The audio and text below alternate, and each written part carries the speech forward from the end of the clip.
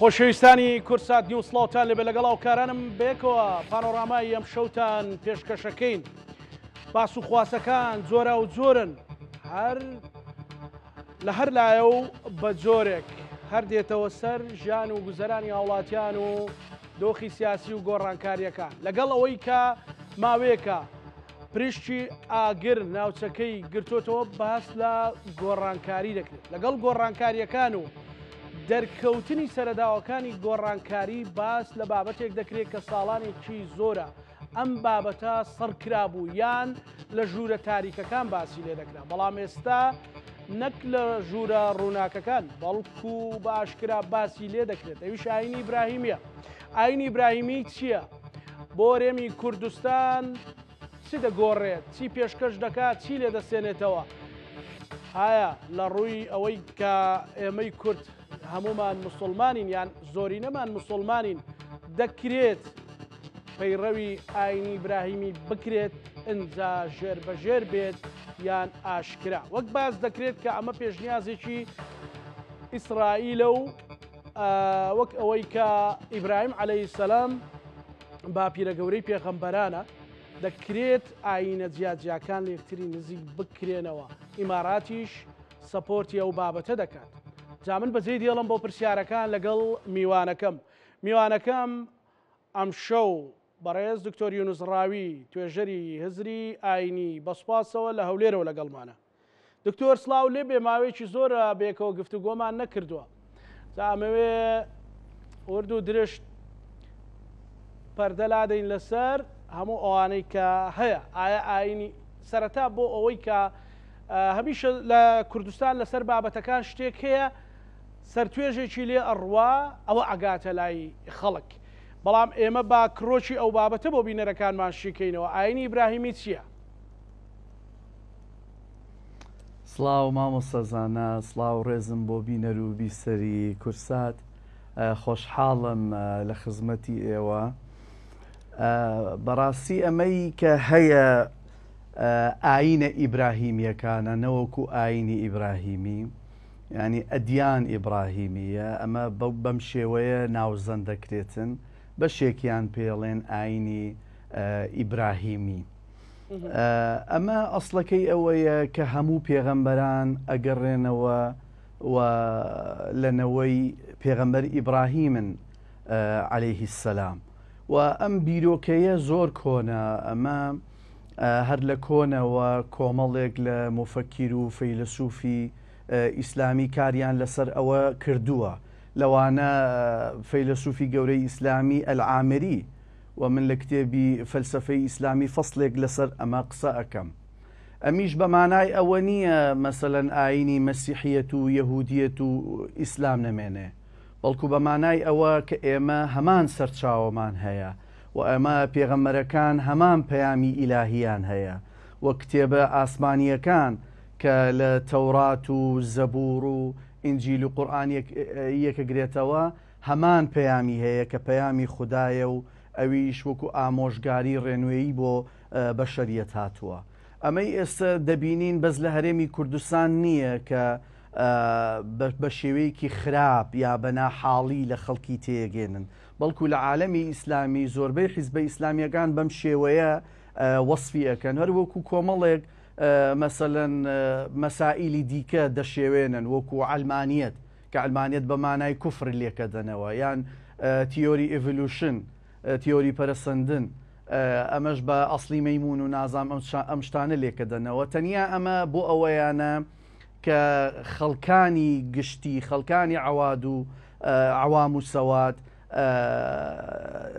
بخەنە سەر ڕێگەیەکی نادروست بۆ ئەوەی خۆیان بمێننەوە و هەر خۆیان پێشەنگ بن لە بەکاڵاکردنی ئاین و دوجار خۆیان بازرگانی بە ئاین بکەن، هەروەکو ئیبن ڕوشد دەڵێ باشترین بازرگانی لە نێو کۆمەڵانی ئیسلام بریتیە لە بازرگانی بە ئاین. جا هەر حزبێکی ئیسلامی و ئاراستە و ڕەوت و لقوپۆپێکی ئەم ئیسلامی سیاسی و ئەوانە بە شێوەیەک وەصف و ناودێر و هینی خۆیانەکەن بۆی زیاتر خۆیان ئیبراز بکەن وەوا لە خەڵکی گشتی تێبگێنن کە ئەمانن بەرگری لە ئاینی خوددا ئەکەن. وەکو قورئان لە زەمی ئەمانە ئەڵێ كل حزب بما لديهم فرحون هەموو ئەمانە دڵیان خۆشە بەوەی کە ئێستا دەستیانەکەوێ لەو مادە و لەو کورسی و دەسەڵاتانەی کە بەواستەی تیجارەتکردن بەم ئاینانە ئەکرێتن. ئەجینا خۆی ئێمە ئەگەر بگەڕێینەوە سەر قورآانی پیرۆز خۆی دووپاتی ئەمە ئەکاتەوە کە ئاینی ئیبراهیم و ئاینی موسا و ئاینی مەسیح و ئاینی محەممەد عليهم أفضل الصلاة والسلام يك آينا أميش آيني إسلاما قرآن فرمي ومن يبتغي غير الإسلام دينا فلن يقبل منه وهو في الآخرة من الخاسرين.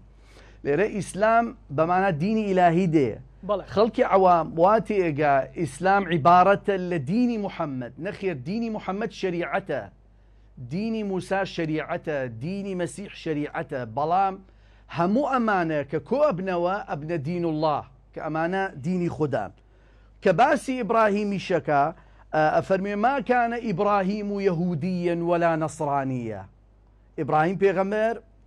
نا جوبو ونا مسيحيبو ولكن كان حنيفا مسلما. يعني إبراهيم مسلم بو إسلاميك تسليم بون بو آشتي بو خوشويستي بو خدا بو حق. كباسي موسى شكا لآية سورة يونس آية 84 لكوتاي الله إن كنتم مسلمين موسى بقومك الله وقال موسى يا قوم إن كنتم آمنتم بالله فعليه توكلوا إن كنتم مسلمين. ومسيح يشبه مان شيوا فلما أحس عيسى منهم الكفر قال من أنصاري إلى الله قال الحواريون نحن أنصار الله آمنا به ونحن له مسلمون واشهد بأننا مسلمون. كواتا حواري كاني موساش ألين يا مسيح تو شاهد بك مسلمان همو آينان أقريتوا بلام أما الشريعة كان جياوازا لهنه تفاصيلي وردي فقهي كببي زمان ومكان قوردراون أجينا ديني إلهينا قوردري وببي ظروفي مكان ڕۆژگار و مثلا ئەو بیئەی کە پێغەمەران تێیدا هاتوون و ئەو سەردەمانەی کە تێیدا ژیاون ئەجینا هەمووی باس لە یەک شت دەکا. بەڵێ عفوان بەڵام دەکرێت مەسەلەن دینی یەهودی و ئیسلام و مەسیحی لە یەکتر نزیک بکرێتەوە. ڕاستە سەرچاوەکەیان هەمویان سەرچاوەی ئیلاهین بەڵام مەسەلەن دەکرێت ئەوانە لە یەک نزیک بکرێنەوە ئەوەی کە لەو پرۆژەیە کە باسی لێەوە دەکرێت پرۆژەکەت مەبەست ئەکید مەبەستی سیاسەتە لەگەڵ گۆڕانکاریەکانی ناوچەکە و بابەتە گەرم و گوڕی زیاتری بەخۆیەوە بینی و وەکو باست کرد بە ڕێزت لە ژێرەوە هاتە سەرەوە. یعنی ئەمە چۆن دەکرێت ئەم بابەتە؟ خۆی مامۆسەزانە هەڵەیە ئەگەر بڵێ ئاینەکان لە یەکتر نزیک بنەوە چونکە خەڵکواتی ئەگەن پەیامی خوددان بەڵێ ئینجا منیش بۆیە ئەمەوێ ئەمە ڕاستکەمەوە ئەزام ئەوەی جەنابەت ئەپرسی ئەمە پرسیاری شەقامی کوردیە. دروست خۆی ئاینەکان پەیامی خوددان و پەیامی خوددا پارێزراون وەکو یەک ئێستا هەمانە تەوراتمانەیە زەبوورمانەیە ئینجیلمان هەیە قورئان وەکو ئیمام عەلیە فەرموێ القورآن صامت يستنطقه ألسنة الرجال. أم كتبانا بيدنجن أماني أم كتبانا أخاتا زبان أم خلقانية كإخوانيتوا بلام أتوانين برسالك بشيويكي ديك بكي آية دتوان دري يهودية كانوا مسيحية كانوا مسلمان كان نزيك بكرينوا واتا إنسان كان ندين كان چونك دواجار بەشێ لەو ئینسانیانە کۆمەڵێ پاڵنەریان لە پشتە پاڵنەری سیاسی پاڵنەری ئایدۆلۆژی کۆمەڵایەتی عورفی چوزانم ئەمەی دۆگمایە ئەمەی کراوەیە ئەمەی پشت بە منطق و عەقڵ ئەبەستێ ئەمەی پشت بە فەندەمێنتالیزم و مەسەلەن ئوسولیەت ئەبەستێ. بەڵێ ئەمە ئەکرێتن لە کاتێکدا کە سیاست لە دین بێتە دەرەوە سیاست ئیشی خۆی بکات لە دام و دەستگاکانی دەوڵەت و ئاین ئیشی خۆی بکە کە ئیشی ئاین بریتە لە ڕەوحانیەت بریتە لە پڕکردنەوەی ئەو بۆشاییەی لە ناخی مرۆڤەکاندا هەیە کە بەینی خۆی و خوددایە بۆی ئینسانێکی باش و چاکی لێ دەربچێت لە ڕووی دڵ و دەروون و کردار و زمانە بۆی ئەم مرۆڤە کاردانەوەی باشیە بێ لەسەر ئەو زەویەی کە خوددا درستی کردووە. بەڵێ لژنەی ئەنجومەنی باڵای فتووە بە پشتبەستن بە لسورة آل عمران داهاتو إن الدين عند الله إسلام عليه أويك غرب ترويجي بي أدا نكر حرام بلكو كفرة وأو شيب أو تشبهنا وتو إن الدين عند الله إسلام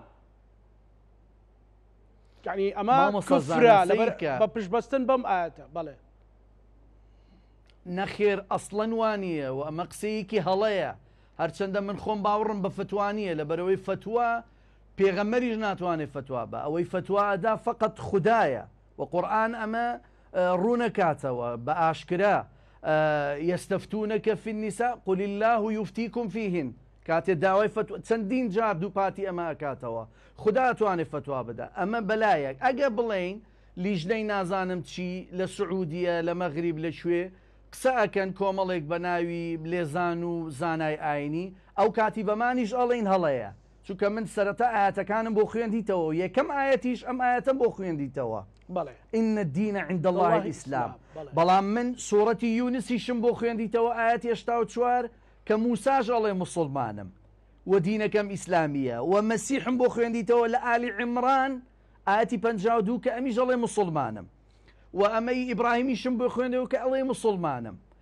بۆیە من باوەڕم بە هیچ لوژنەیەکی ئەمە نییە کە لە پەنای دەوڵەتێکا ئیشەکا و ئیستراتیجێتی سیاسەتێک و حیزبێکی معەن جێبەجێ دەکات لەسەر جەم جیهانی ئیسلامی و بە درێژایی مێژوو ئەمە هەر لە بەنی ئومەیە و بەنی عەباس و تا دەولەی عوسمانیەکەی بەم دواییە ئەمە بەردەوام بوو چونکە ئەمان کاریگەرە بن بە سیاسەتی ئەم دەوڵەتە دوجار ئەمان نان و ڕستقی ئەمانە خۆن بۆیە هەمیشە ئەم قسانە ئەکەن کە وا هەستەکەن زۆرینەی خەڵک ئەبێ گوێ لەم قسانە بێ یا حەزیان بەم جۆرە قسانەیە خۆی ئەگەر ڕاستیتەوێت تۆ کابرایەکی منەوەری کابرایەکی خودایی ئەبێت تۆ حەق بگێری نابێت سیر بکەی بزانێم خەڵکەکە چی پێ باشە یان حیزب و سیاسەتەکەی پشتت چی ئەوێ ئەوە بڵیتەوە ئەمە زۆر هەڵەیە و ئەمە پێچەوانەی پەیامی ئیلاهیە و ئەمە پێچەوانەی عەقڵ و لۆژیکە بەڵێ هەڵبەت ئەوەی ئەنجومەنی باڵا بەڕێزت باس کردکەت بۆ بڕوات پێینی ئەڵێ گەر بابەتی نزاکردنەکە تەنها نزاکردنێک بێەوە جێگەی ئەبێتەوە بەڵام ئەگەر گەڕان بێ بە دوای دینێکی تر ئاینێکی تر ئەوە بەڕاستی ئەو کەسانە کەسانی خەسارەتمەندن کەسانێکن لە دەست دەرچوون ینی ناتوانن بە دوای دینێکی تر دابگەڕێن و لە سوورەتی ئالی عمران ئاەتێکی دەقێکی هێناوەتەوە یعنی ئەمە گەڕانە بە دوای دینێکی تردا دکتۆر یونس سیرکە ئەمە بۆ یەکەمین جار کاتی خۆی لە ئیمارات بە شێوەیەکی ئاشکرا ئەمەکرا و لە ئیمارات شەیخی ئەزهەر بەشدار بوو کە مەرجەعی سونەکانی ئەشاعیرە و ماتوردیە لە عالەمی ئیسلامی عەدا سەلەفیەکان نەبێ و لەوێ پاپای ڤاتیکان فرانسیس بەڕەحمەت بێ کە ئێستا وەفاتی فەرمووە بەشدار بوو تێگەی ئەم کات کەس نەوێرا قسە بکە کەس نەوێرا بڵێ ئەمە کوفرە یا شیرکە یا نازانم تێنەگەیشتنە و لەوێ شەیخی ئەزهەر کۆمەڵێ ئاەت و ئەحادیسی خوێنەوە کە بەڵێ دەبێ ئاوا بێ و پێغەمبەر ئاوای کردووە شتەکانی یەکێک ژمار بەڵام ئێستا ئەمان کە ئەبینن مەسەلەن ساحەکە هینە و بۆ ئەوەی هەمیشە ئێستا من گوێم لە وڵاتێکی ئیسلامی دیکە بوو ناوی ناهێنم کە ئەمان ئیخوانن ئەمان نفسی ئەم قسانە ئەکەن کە تۆ بۆم نی باسەکەی ئەڵێن ئەمە کوفرە و ئەمە ناتێگەیشتنە و دروستکردنی ئاینێکی دیکەیە و کە ئەسڵ و ئەساسی نییە ئێمە ئاەتی قورئانیمان هەیە پاشان ئێمە شتێکی دیکەمان هەیە جگە لەم ئاینە ئاسمانانە بەڵێ ئێمە لە هینێکی زۆر جوان هەیە لە ئاەتی 62 سوورەتی ئەلبەقەرە ئین الذین ئامنوا ئەم کەسانەی باوەڕیان هێناوە ئێستا باوەڕ نەیوتووە باوەڕ بەسی باوەڕ بە خۆشەویستی بۆی قودرەتێکی ئیلاهی هەیە بۆی هێزێکی نادیار لە سروشتا هەیە بۆی شتێک لە ناخی مرۆڤ هەیە باسی نەکردووە لێی گەڕاوە بەڵێ والذین هادوو و ئەمانەی هیدایەتە درێن هیدایەت بۆچی ئەم کەسەی لێ کۆڵینەوە ئەکا پرسیارەکە گومانەکە شت فێرە بێ ها لە محاولاتی وەرگرتنی بەڵگەیایە باش والنەسارە مەسیحیەکان بە هەموو فیرقەکانیەوە بە کاتۆلیک و پرۆتستانت و بە هەموو کڵێساکانی شەرق و غەربیەوە و قیبتیەوە والصابئین صابئین لە زمانی لەهجەی عەدنانی قوڕەیشی کۆنا بەمانای صەبیئە ئەی غەیڕە یعنی دینەکەی خۆی بەجێهێش یا گۆڕی بۆ دینەکە جێدەهێڵێ. مەسەلەن من مسلمانێکی زۆرم بینیوە کە دەڵێن ئێمە ئەو ئاینەمان جێهێش لەبەرەوەی فلان و فلان ئەیاوت داعش مسلمانە، کە داعش مسلمان بێ کەواتە خوا نابێ لەگەڵ کوشتن و بڕین و سووتاندن و بە کەنیزەک بردننی خوشک و دایکمان بێتن لە شنگال و ئەمانە سیرکە. یعنی ئەمەشی تایە وەسا من آمن بالله واليوم الآخر وعمل صالحا. هەچ کەسێک ئیمانی بەخوا هەبێ باش و باوەڕی بەوە هەبێ ژیانێکی دیکە هەیە دوای ئەم ژیانەوەتە ئەم ژیانە عەبەسیەت نییە بەڵکو ژیانێکی دیکە دوای ئەمە هەیە بۆ دادگاییکردن و وەرگرتنی پاداشت و سزا. وعمل صالحا ئەی ئیشی باش بکە، تەنانەت ئیشە باشەکەشی تعریف نەکردووە پێناسی نەکردووە، چونکە ئیشی باش لە هەر وڵات و ناوچە و زەمان و مەکانێک بە شتێک دەوترێت کە عورفەن خەڵک لەسەری کۆکنەمە ئیشێکی باشە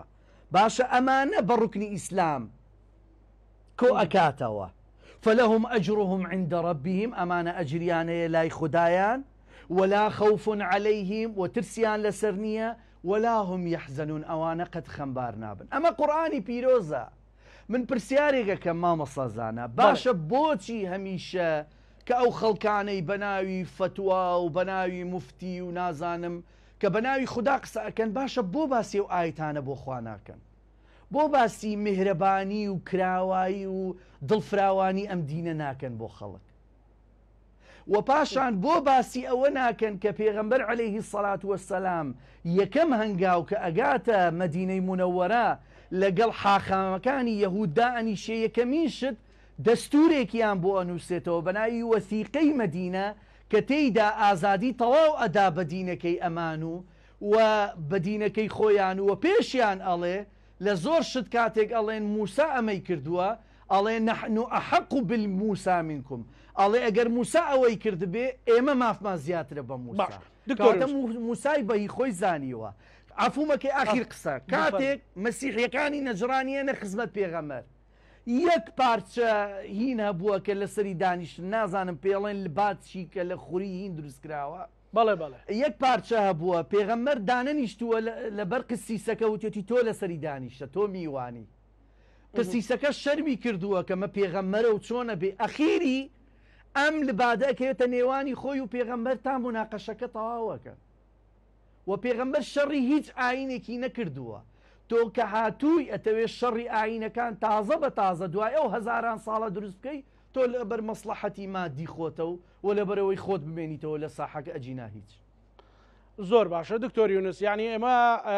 ئەو باسە بۆکو لە پێشەکەشدا باسم کرد پەیوەندی بەو گۆڕانکاریە سیاسی و گۆڕانی ناوچەکەەوە هەیە بە دەقیقی ئەوانەی کە یانەوێ تێیدی یان سەپۆرت یان پشتیوانی ئەو بابەتە بکەن یان بۆ بچنە پاڵی کام دەوڵەتانن لە دەوڵەتە ئیسلامیەکان لە دەوڵەتە عەرەبی ئیسلامیەکان و ئیسرائیل ڕۆڵی چیە لەو بابەتە ڕەنگە بابەتەکە و ڕوژاندنیشی لەلایەن ئیسرائیلەوە زیاتر بێ بۆیشە شارعی کوردی ئەمە بۆ شارعی کوردی قساکەین هەڵبەت زیاتر وروژان دەبێ ئەمە لە چیەوە ینی ئەمانە چێن کە پشتیوانی ئەوەکەن بە تایبەتی لە وڵاتە عەرەبیەکان جگەلەوەی کە ناوی ئیماراتە تێنا. یەک ئەمانەی کە پشتگیری ئەمانە ئەکەن بەڕاستی ئەم شەیخ و مەلا و قەشە و حاخامە خوێنەوار و عەقلانی و خوداییانن کە لە حەقیقەت و جەوهەر و کڕۆکی ئاینەکان تێگەن و شریعەتەکانیان خوێندۆتەوە و ئەزانن مەبەستی ئیلاهی مەبەستی ئەو حەدە لە بەشەریەت کە بریتیە لە بەیەکەوە ژیان خۆشەویستی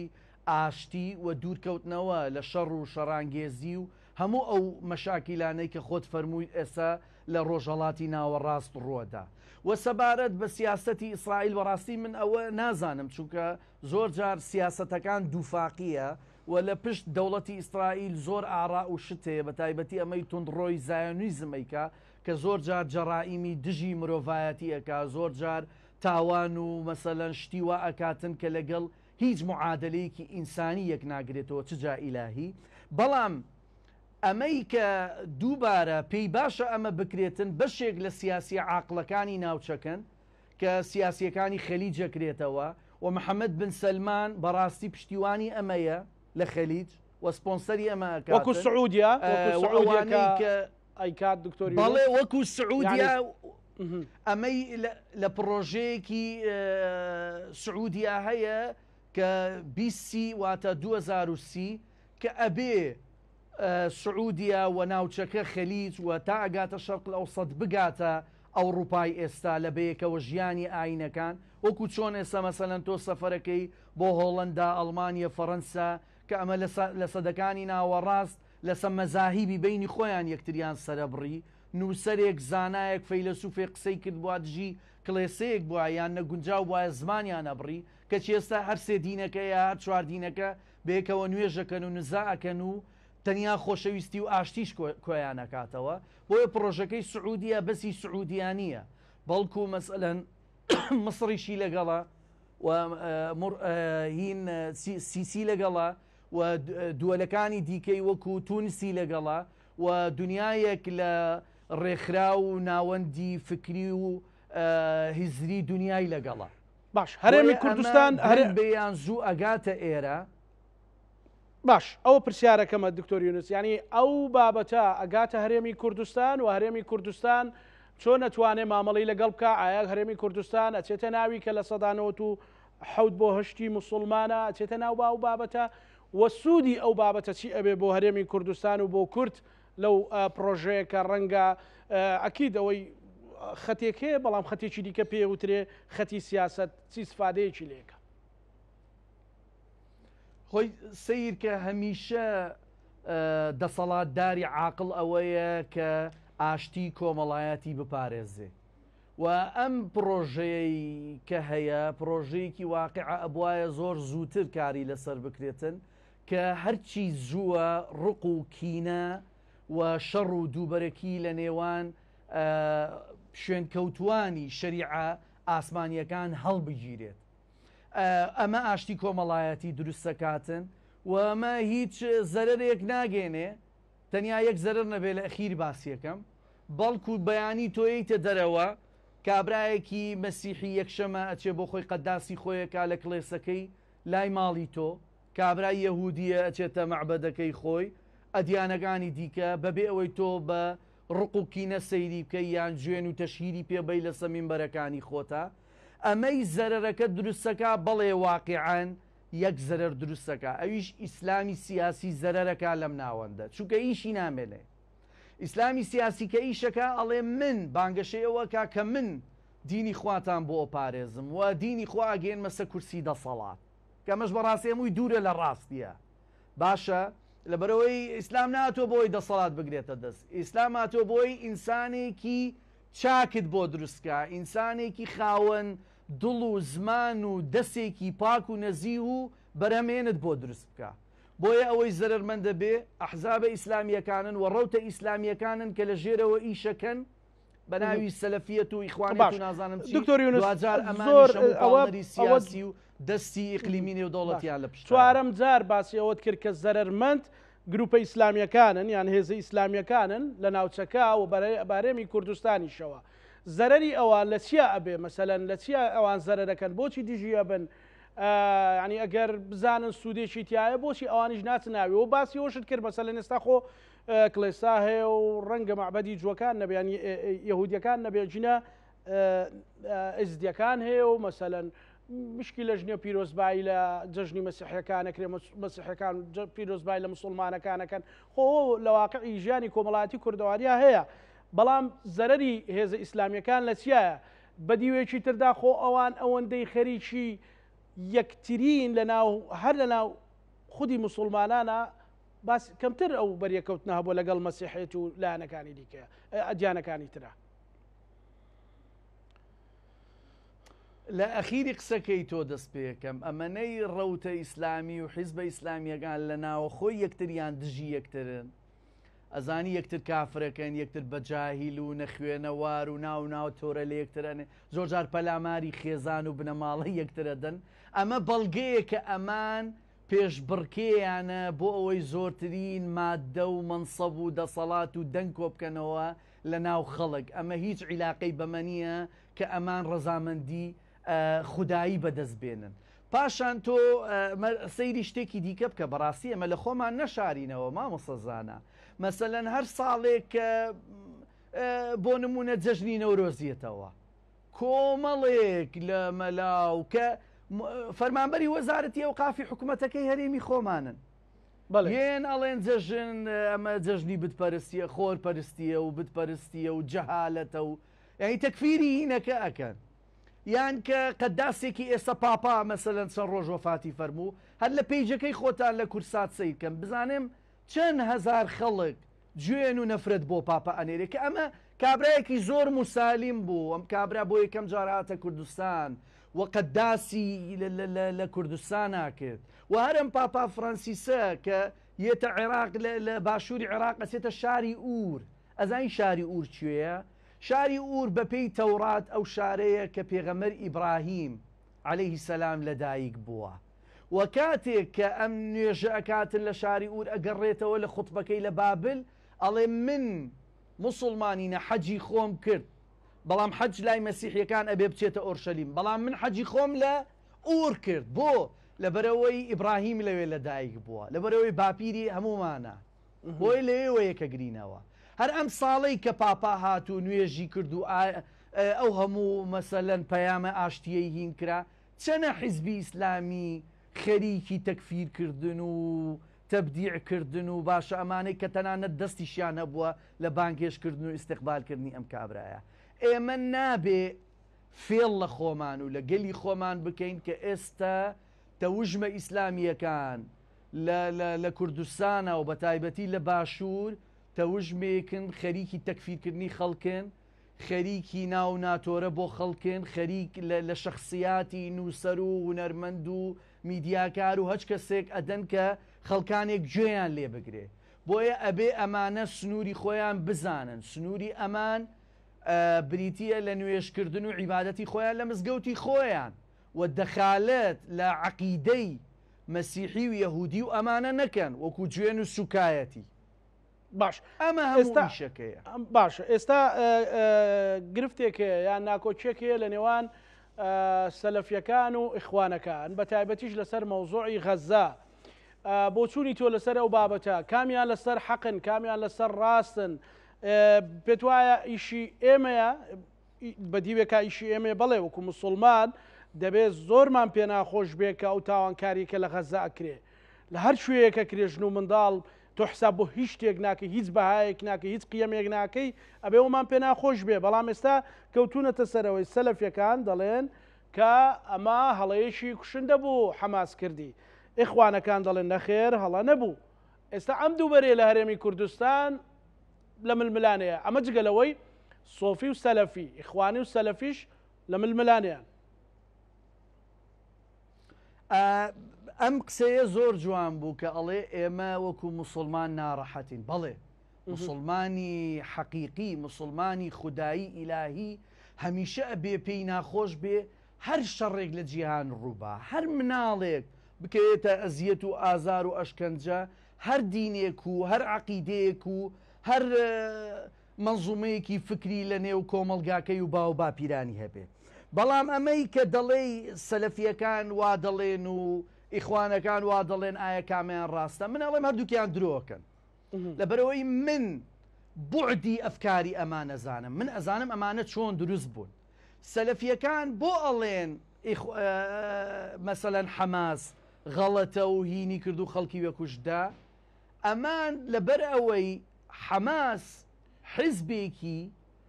سیاسی چەکداری ئیخوانە بۆیە لە هەموو حاڵەتێک لەبەرەوەی سەلەفیەکان تەکفیری ئیخوانەکەن و ئەمە بەڕەسمی دەرچوو لە هەیئەی کیباری عولەمای سعودیە فەو سەلەفیەی دەور و بەر و لای خۆمان کەن ئەمانە خوردن هیچ نین تابعی سعودیەن بە دەستێکیش نا بە دووسێ دەست خۆت بیژمێرە و پاشان ئیخوانەکان لە هەموو جیهان بۆ پشتگیری حەماسەکەن لەبەرەوەی دیسانەوە حەماس حزبێکی چەکداری ئیخوانیە فمعادلەکە فقط لەسەر نەوعیەتی عەقیدەکەیە بۆیە هەر نەتیجەیەک هەبێ ئیخوانەکە هەر دیفاعەکە و سەلەفیەکە هەر هێرشەکە جا لە کۆتاییە یەکێکیان مطابقی واقعە بن بەڵام واقعێک کە خەڵکێک ئاگای لە باگراوندەکە نیە ئەمە مەوزوعێکی دیکەیە. ئەجینا دووپاتیەکەمەوە هەردووکیان ڕاست ناکەن لەبەرەوەی هەردووکیان خەریکن بازرگانی بە ئاینی خودایی و بە ڕۆحی خەڵک دەکەن. بازرگانی بە ئاینی خودایی دەکەن دکتۆر یونس، یعنی بۆچی بازرگانی خۆ ئەوان بازرگانی سەلەفیەکان دەڵێن و بە ڕۆحی خەڵکەکەن. بۆچی مەسەلەن سەلەفیەکان پێیان وایە کە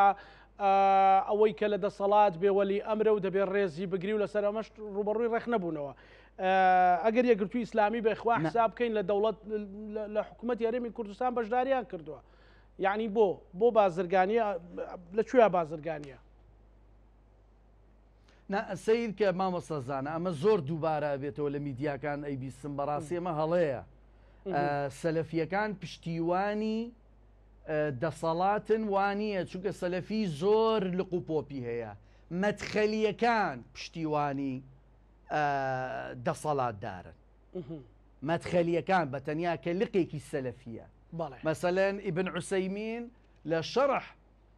ڕیاض الصالحین من کەلام سید المرسلینی ئیمامی نەوەوی باز لەوە دەکا کە ئەگەر دەسەڵاتدار سێکسیشی کرد و ماڵی خەڵکیشی خوارد و تەنانەت نێربازی لەگەڵ خودی شێخێک یا کەسێک کرد، تۆ نابێ نەفرەتی لێ بکەی یا لێی هەڵبگەڕیتەوە یا پێی بڵێ هەڵەی. ئەمە مەدخەلیەکان پێیان وایە یونس، مەدخەلیەکان ئەمە مەدخەلەکانە بەڵێ ئەمە مەدخەلیەکانە مامۆستازانە. من باسی ڕەگ و ڕیشەکەت بۆ کەم کە لە سعودیایە دواز لەوەی ناوچەکانی خۆمان و دەوروبەر بێنە وتم ئەمانە خوردن بە سێ چوار دەستوین ئەگەنەوە ئەوێ باش. بەڵام ئێمە سەلەفی جیادیشمان هەیە، سەلەفی جیادی وەکو ئەمەی کاک ئەحمەد ئەوەی ئەحمەد جۆڵانی ئێستا ئەمە سەلەفی جیادیە باشە، یان وەکو ئەمەی قاعیدە و داعش و ئەمانە. سەبارەت شتێکی دیکەت وروشان دەمەوێت باز لەوە بکەم. باشترین و نەرمترین گوتار کە هەبێ لە هەرێمی کوردستان گوتاری سۆفیەکانە، گوتارێکی نەرم کە فقط باس لە عیشقی خۆیانەکەن بۆ خوددا، ئەمەی کە لە کاتی زیکرەکانە پێڵێن حالەت سکر الئیلاهی مەسەلەن سەماعەکەنیان ئەبینی کابرای بەتەمەنە 80 ساڵ و هینە حاڵەتێکە نەدەخالت لە عەقیدەی کەسەکەن، نە کەس تەکفیرەکەن، نە زیانی مالیان بۆ کەس هەیە، نە دەڵێن کاکە وەرە سەوتمان بدێ باشتان بۆ ئەکڕین. باشترین هینە کە ماوەتەوە تا ئێستا، بەڵام ئەبێ زیاتر برەوی پێ بدرێ و بێدام و دەستگای زیاتری سۆفیگەری و عیرفانی بزات هەبێتن و کورد لە بەدرێژایی مێژوو هەر لەسەر ڕەوتی عیرفانی و تەسەوف بووە لە سەرجەم دینەکان، تەنانەت کاتی خۆی کە هەڵدەستن بە کۆکردنەوەی تەسەوفی یەهودی کە لە زمانی ئەمان پێڵێن کابالە، کە کابالە هاتوون زۆربەی لە ناوچە کوردستانیەکان کۆیان کردوونەتەوە. ئەوەشمان بیر نەچێ مامۆستا زاناجیان ئێستا بە هەزارەها خێزانی کورد دەربەدەرن کە بە ڕەچەڵک جوون و ئەمانە دانیشتوانی ڕەسەنی هەولێر و سلێمانی و دهۆک و تەواوی چوارپارچەکەی کوردستانن کە سیاسەتی عروبە و ئیسلامی سیاسی لە زەمنێک ئەمانەی دەرکردووە. جامە پێکەوە ژیانێکە کە ئەمانە مافی ئەوەیان نەبێ بگەڕێنەوە نیشتیمانەکەی خۆیان. باش لەبارەی ئیخوان هەتا ئیسلامی سیاسی کاری لەسەرەکە عەفومەکەی ببورە ئەمەی کە ئیسلامی سیاسی ئیشی لەسەرەکە ئەڵێ ئێمە لەگەڵ تەطبیع نین. ئەزانی تەطبیعنی چی؟ تەطبیع ینی بە تەبیعیکردنەوە، یعنی ئاساییکردنەوە کە ئەنەهو تۆ ئاساییکردنەوە کە ئەنەهو تۆ لەگەڵ شەڕێکی بێسەرەتا و بێکۆتایی لەگەڵ ئاینەکانی تر. کاکە گیان من تۆ مامۆستا زانە لە باشووری کوردستان لە دایک بووین، عائیلەیەکی موسڵمانین، خەلفیەتێکی سۆفیگەری عیرفانیمان هەیە. کابرا لە عائیلەیەکی یەهودە خەلفیەتێکی یەهودی هەیە، لە عائیلەیەکی مەسیحی لە دایکە بێتن مەسیحی دەرەچێ، یعنی شتەکە هەڵبژاردەی خۆمان نییە. ئەمە خودای ڕەب العیزە و ئەو حەدا کە ئێمەی دروست کردووە لەسەر ئەم ئاینانە بین. جا وەلەو شاء ربکم لجعل الناس أمة واحدة، وەکو قورآنە فەرمێ ئەگەر خدا بیویست بواە هەمومان یەکردە یەکاین. ويك مذهب ويك حزب بلام ولا يزالون مختلفين ولذلك خلقهم وتمت كلمة ربك. بلام ام جیاوازیەی کە لە نێوان بەشەریەت هەیە ئەمە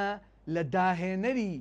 قدرەتی ڕەب العیزەیە کە لە مرۆڤایەتی هەیە و لە جەمالیاتی ئەوایە کە هەمیشە ڕەنگەکان بەوە جوانن کە بەیەکەوە بن و هەمیشە یەک ڕەنگبینی شتێکی نەخۆشیە. باشە دکتۆر یونس ئەو ماوەیە ئوردن ئیخوانی قەدەغە کرد ئەمە ڕەبتی بە چیەوە هەیە کاک دکتۆر یونس؟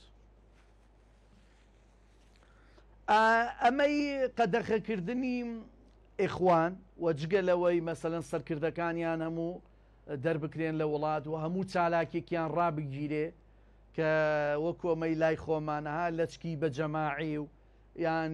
مناڵی هەرزەکار و ژێر تەمەنی قانونیان ئەهێنا سوورەتی ئەنفال و تەوبە و ئەوانەیان پێ ئەزبەردەکردنە و جایزت بۆ دەرەچێ عەمرەیەکە یان مەسەلەن نازانم تاقمێک لە جلو بەرجی حیجاب و ئەم شتانەیە هەموو ئەمانەیان ئەکرد لە ژێرناوی خودا و دینی خودایی بەڵام بۆ تەنزیماتی حیزبی بوو فدوواجار ئوردن تێگەیشت کە نەخێر ئەمە ئیخوانە عالەمیەکەیە کە پڕ بە قورجی هاواریە کرد ئێمە لەگەڵ ئاشتی داین بەڵام ئێستاوە پشگیری حەماسی ئیرهابیەکەن و ئێستا ماڵ و مڵکی خۆیان و خەڵک داگیرەکەن و ئەفرۆشن و ئەنێرن بۆ حەماس و فتوا دەرەکەن لە عالەمی ئیسلامی کە بڕۆن بۆ جیهاد بۆ حەماس دەرکەوت کە بەڵێ ئەمانە ئیرهابین و ئەمانە ضرورە کە نەبن بۆ پارێزگاری کردن لە ئیسلامی حەقیقی و پاشان پارێزگاری کردن لە ڕۆح و ماڵی و سامانی مرۆڤایەتی و مسلمانان بە تایبەتی. و ئەمە شتێکی تازە نیە و پێشتر من لە مەقالێک بە تەفسیلی باسم کرد پێشتر لە 2013 مصر ئەمەی کرد قەدەغەی کرد و سعودیە هەیەکی باڕی عولەمای سعودیە فتوایان داتەنانت کە ئیخوان کافرن و حکمیان هەمان حکمی داعش وایە و پاشان ئیتر بەحرین و ئیماڕاتیش هاتنە سەر نفسی نەهجەکە اینجا کەزەخستان و وڵاتەکانی دیکەش محەممەد بەیوام ئەمە لە کوردستان و لە ناوچەکانی ئێمەش بێتن بەڵام من هەمیشە دوعا و نزای هیدایەت بۆ ئەمانە ئەەکەم بەڕاستی ئەمانیش یعنی کۆمەڵی خەڵکن ڕەنگە گومڕاکرابن ڕەنگە علی دوعا و نزا بۆ ئیخوانەکانەکەی کە بێنەوە سەر ڕێگەی ڕاست من دوعا بۆ سەرجەم بەشەریەت دەکەم و لێرەش بە تایبەت بۆ ئیخوانەکان کە بگەڕێنەوە سەر ڕێگای ئاینی حەقیقی ئاینی محەممەد و موسا و مەسیح کە بۆ ئێستا لەسەر و ئاینەنین و بەیەکەوە ژیان و ئاشتی بۆ ئێستا لەسەر و ئاینەنین تێنەگەشتم لەسەر ئەو ئاینەنین ئێستا نەخێر ئەمان لەسەر ئەمان سیر کە ئەمان لەسەر پەیڕە و پرۆگرامی خۆیانن ئیخوانەکان پەیڕە و پرۆگرامی خۆیان هەیە ئیخوانەکان مەراجعی خۆیان هەیە هەر لە حەسەن البەنا دەست پێکە بە سەید قوتب و تەنانەت دوایی محەممەد قوتب و تا ئەمەی ئێستا کۆمەڵی پەیڕە و پرۆگرامیان هەیە تەنانەت دەگە زۆر جار کارێک ئەرکێکیان هاتبێتە پێش مخالیفی ئاەتی قورئان بن ئاەتەکەیان تەجمید کردووە بەستویانە ئەوەی خۆیان ئەڵێن بە شێوەیەکی کاتێکی جا ئەگەر کاتێکیش نەبێ بۆ ئەوەی مەبەستە حیزبی و سیاسی و ئایدۆلۆژیەکەی خۆیانی پێ ببەنە سەر بۆیە من ئەمەوێ بڵێم بە هیچ جۆرێک هیچ دینێک نەدینی ئیسلام ناکرێ بکرێتە ئایدۆلۆژیەکی سیاسی چونکە سیاست شەد و حێلی تایە مەسلحەت و بەرژەوەندیش هەمیشە مەسەلەن لە حاڵەتی ئەوەیە ئیمڕۆ دۆستمی ڕەنگە بەیانی نەیاربی وەکو دەوڵەت وەکو سیاست بەڵام لە ئاین هەمیشە دۆستایەتیە هەمیشە یار هەمیشە ئاشتی و هەمیشە بەیەکەوە ژیان و قبول. دکتۆر یونس بۆ چوونی شخصی خۆت لەسەر مۆزوعی غەزە چییە؟ بەداخەوە ئەمەی ڕوویدا یعنی هەموو ئینسانێک کە لە جیهان خەلفیەتێکی مێژووی بزانێ لەسەر ئەم ناوچەیە و تەنانەت لەسەر ئەمەی کە لە سەردەمانی نەبوخەدنەسری دووەم کاتێک ئەمانی عیبریەکانی بەسەبی هێناوەتە بابل و پاشان ئایان کا بە کۆی لەو دیسان ئەگەڕێنەوە و کۆڕۆش ئەمە هینیەکاتن و نەجاتیان ئەدا و داگیرەکرێنەوە و تاوەکو ئەگاتە هۆڵۆکۆست و ئەمانە هەموو کوشتنێک هەڵەیە. مرۆڤ زۆر لەوە گەورەترە بە ناوی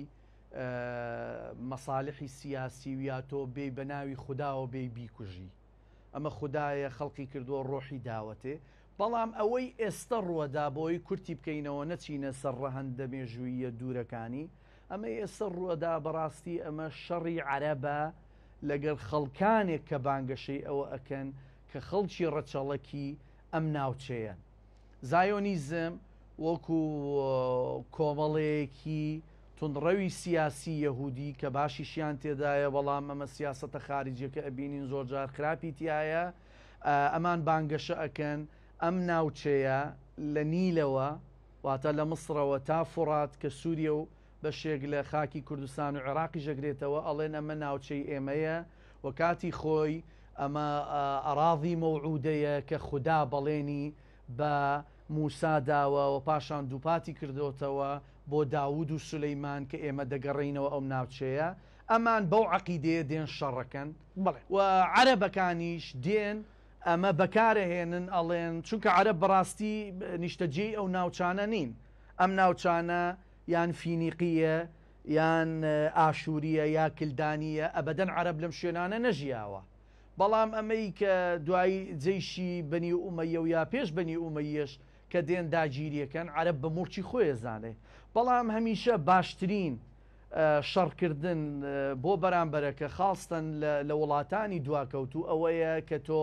عاتیفە و سۆزی ئاینی بەکاربهێنی بۆی زۆرترین خەڵک و کۆمە کۆبکەیتەوە. فەمەیە کە عەرەب ئەیکات و ئەو حەماسیش تەجەلیاتێکە لە ڕۆحی عەرەبی. باشە، ئەو چەند ساڵ پێش ئێستا بێکە و گفتوگۆیەکمان کرد باسی سەلەفیەتمانەکرێ و کاتە سەردەمی شەڕی تیرۆریستانی داعش بوو، باسی وت کردوتت من سەلەفی بووم. زانە هەندێک کۆمنتەکان نووسرا بوو زۆر حەزەکەین ئەو پرسیارە لە کاک دکتۆر یونس بکەین، ئایا چکە ئەندێک خەڵک وا ئەزانە هی تازەیە مقابلەکە، تۆ هەموو قورئانت لەبەرە، پرسیارەکەم ڕێگە شخصی بێ اختیاریشە، ینی دەتوانین جواب نەدێ و نوێژەکەی چنەوەیەک نوێژەکەی ئەو علاقە ڕۆحی لەگە خوای گەورە هاتە چ جۆرێکە؟ من ئەزانم وەک شەخص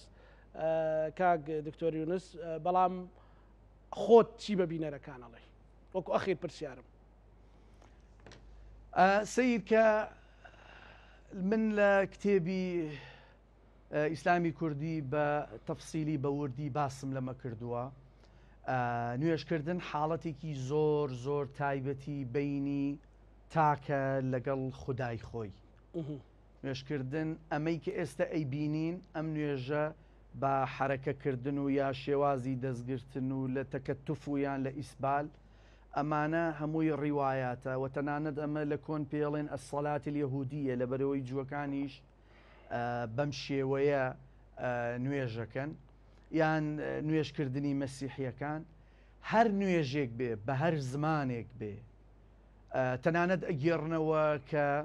شێخ عەبدولقادری گەیلانی لەمانە بووە کە شەو هەبووە تا بەیانی بەز لە سوژدە بووە یا شەو هەبووە بەردەوام لە ڕکوعا بووە. بە هەر شێوەیەک بی کە تۆ دەردەحاڵی خۆت بۆ پەروەرێنی خۆتا بکەی، ئەمە تەواوە. و من هەمیشە نوێژی تەنیایی و نوێژی ئەمەی کە تۆ کەسێ لانیە و منعەزیلی بە تەنیایی باش نییە، ئەمە مهمترین نوێژە و نوێژ ئەبێ ئەو کاتە بیکەی کە تۆ پێویستت بە خوددایە یا دڵت ئەمەی ئەوێتن. ئین الصەلاتە ئەمە ئەنجە دوایی ئەمە ئەگەر قسەی لەسەر بکەم 5-6 سەعاتی ئەوێ كانت على المؤمنين كتابا موقوتا، موقوتەکە کە ئەڵێ نوێژ بە کاتەکە لە خودی خۆتە. ڕەنگە مامۆستا زانە ئیمشەو بیەوێ خەلوەیەک لەگەڵ خوددا بکە پێویستی بە 5-6 سەعات هەبێ، ڕەنگە کەسێکی دیکە پێویستی بە 10 دقەیەک 5 دقەیەک هەبێتن. بۆیە ئەم پەیوەندیەوە من نوێژ بە واجبە زانم لەسەر هەموو مرۆڤێک، و ئەوەی کە نوێژ ناکام مەحرومە و بێبەشە لەو لەزەتە ڕەوحانی و ئیلاهیەی کە لە نوێژا وەریەگری لە هیچ شتێکی دیکە وەری ناگری. بەڵام بەو مەعنا سەلەفی و ئیخوانی کە دەبێ بڵێ تۆ دەبێ سوورەتی الحەمد وەکو خۆی بڵێ ئەلحەمدولله وەلە الضالین ئامین بەخوا من پێت بڵێم زۆربەی بەشەریەت ضالین و ضالین لە یەک ناکاتەوە ئەگەر بەم حرفیەتەی ئەمان بێ نوێژی بەشەریەت قبول نەبووە باشە یان هەندە وردەکاری دیکە کە پێی لە ئیسلام دەرەچی لە لای فوقەهاکان خدا گوێ لە دڵەگرێ إن الله لا ينظر إلى أجسامكم ولا إلى صوركم ولا إلى ظهوركم بل ينظر إلى قلوبكم خدا سيري دستو قاچ و دموچاو كرنوشتان ناكا خدا سيري دلتان دكا يوم لا ينفع مال وما بنون إلا من أتى الله بقلب سليم لروج قيامتي شتيناخوا إلا أجر دليكي باكو بيقرد تينابه كوتاي أما بيقرسته من لسر أو أزبوني خوم كبيشتر مثلا أشعري بوما لروي عقيدة وشافعي بوما لروي فقه باشا لسعودية أبين بسلفي ولا لعقيدة طبعا تيمي وأمانة إنجا لفقه أبين بحنبلي دوجار إتر فتريق معتزيلش أو ناشار موكا أزمونية كموكو معتزيليك جياهم إنجا قريمهم من رومانيكم نسيو بزماني عربي بداخل وتايزة شاب من كردوها بناوي من الظلمات إلى النور واتلا تاريخي كان وبورناكي نتاريخي تاريخي كان ظلمات بله جمعية كم عموي إلى النور رواية واتا الرومانيك رواية يرويها الراوي رومانيك الراوي يجريتها بله زۆر ئوسلوبێکی ئەدەبی و هینەوە سەردەم کردووە دەستت خۆش بێ دکتۆر یونوس ڕاوی توێژەری هیزری ئاینی سوپاس بۆ دەرفەتە سوپاس بۆ ئەو گفتوگۆیە بینەرانی خۆشەویست ئێرە مینبەرێکی کراو ئازادە وردە هەوڵەدین هەموو بۆ چوونە جیاکان لێرە کۆ بکەینەوە و لە ڕۆژانی داهاتوشداوانەی ڕەتی ئاینی ئیبراهیمیان دینی ئیبراهیمیەکەن گفتوگۆی لەبارەوەکەین پارۆرامامان پێشکەشکردن هەموو لایەکتان ئەمانەتی خوای گەورە بن